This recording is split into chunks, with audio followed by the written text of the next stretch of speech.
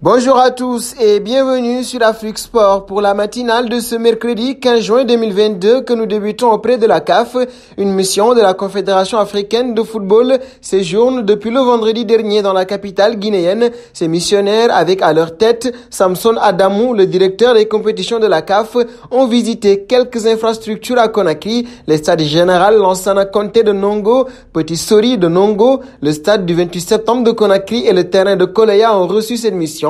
Depuis l'attribution de la CAN le 20 septembre 2014, la Guinée tarde encore réellement à démarrer les travaux sur le terrain. Des pays comme le Nigeria ou le Sénégal seraient déjà prêts à accueillir cette compétition prévue en 2025 en Guinée sur le papier. Un bond en République démocratique du Congo. Depuis le 30 janvier 2022, le TP Mazembe n'a plus joué un seul match de la Lina Foot, soit 153 jours d'inactivité au niveau national. C'est finalement ce vendredi 17 juin que les Corbeaux retrouveront le chemin de la Ligue nationale de football. C'est devant le Racing Club de Kinshasa que les hommes de Franck Dumas relanceront les hostilités dans leur jardin de Kamalondo pour ce qui sera le duel des extrémités. Après une campagne africaine qui s'est stoppée en demi-finale, les Corbeaux n'ont plus que le championnat pour sauver leur saison en évitant une campagne sans trophée. À 2 rencontres de boucler leur phase aller, les Banyangwenas croisent une équipe de RCK qui peine à décoller. Un bon prêt de Salomon Kalou, l'AS Arta Solar 7, club phare de Djibouti, a recruté l'ancien attaquant de Chelsea et de Lille, Salomon Kalou.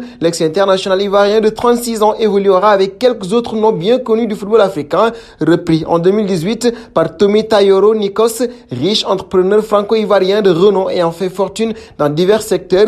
L'AS Arta Solar 7 se montre ambitieux sur le marché des transferts. Le but est d'en faire un club qui compte en Afrique, lui qui disputera la Ligue des champions africaine la saison prochaine. Passé par Chelsea, Lille ou encore le Hertha Berlin, Salomon Kalou vient étoffer un peu plus l'effectif djiboutien avec qui il a signé un contrat courte durée sur CAF Online. Parlons mondial 2022, le Costa Rica a validé son billet pour le Qatar en prenant le meilleur sur la Nouvelle-Zélande. Très rapidement, les Costariciens ont idéalement lancé cette rencontre avec l'ouverture du score de Campbell à la 3e minute. Par la suite, les Néo-Zélandais ont tenté de réagir mais n'ont pas trouvé la faille avec un but refusé par la VAR à Wood, bien aidé par l'expulsion de Barabous. Navas et ses partenaires ont ensuite résisté jusqu'au bout. Lors du mondial, le Costa Rica va se retrouver dans le groupe E en compagnie de l'Espagne, de l'Allemagne et du Japon. Parlons du dossier Zizou, chaque jour avec ses révélations, alors que les médias sont divisés en 2 groupes, ceux qui croient encore à l'arrivée de Zinedine Zidane au Paris Saint-Germain et ceux qui penchent pour la piste Christophe Galtier. Mundo Deportivo reste dans la première catégorie. Le quotidien catalan donne plus de détails sur le voyage de Zidane au Qatar la semaine dernière qu'il avait déjà évoqué. Selon Mundo Deportivo, 2 personnes accompagnaient l'ancien coach du Real de Madrid, Alemi Glasillo, son agent historique, celui-là même qui a démenti tout contact entre Zidane et les propriétaires du PSG et le préparateur physique Grégory Dupont. Tout porte à croire que si Zidane rejoint bien le PSG, Dupont deviendra le nouveau préparateur physique du club de la capitale. Nous voici arrivés à l'instant quiz avec 3 indices pour connaître notre joueur mystère du jour. Premier indice, je suis un défenseur âgé de 36 ans. Deuxième indice, j'ai gagné la Coupe du Monde 2018. Troisième indice, je me suis révélé au LOSC. Qui suis-je?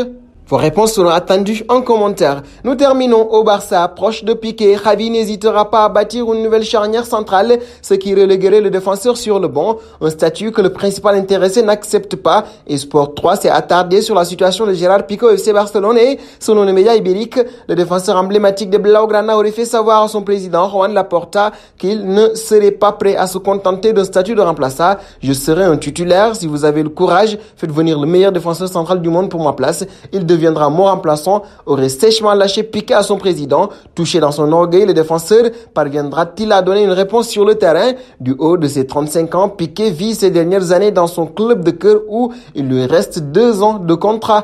Et nous arrivons au terme de cette matinale que nous bouclons donc avec la question du jour.